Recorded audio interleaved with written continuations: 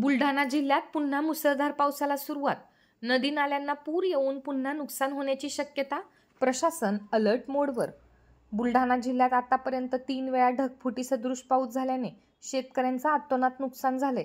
नदीकाठची जमीन खरडून गेली आहे. या नुकसानीचे पंचनामे सुरू असतानाच आज जिल्ह्यात पुन्हा मुसळधार पावसाला सुरुवात झाली आहे. शेतात शिल्लक असलेली पिकंही आता हातची निघून जाणार असल्याने शेतकरी पुन्हा चिंतेत पडला आहे. नदी नाल्यांना पूर येण्याची शक्यता असल्याने नदीकाठावरील गावांना सतर्कतेचा इशारा देण्यात आलाय.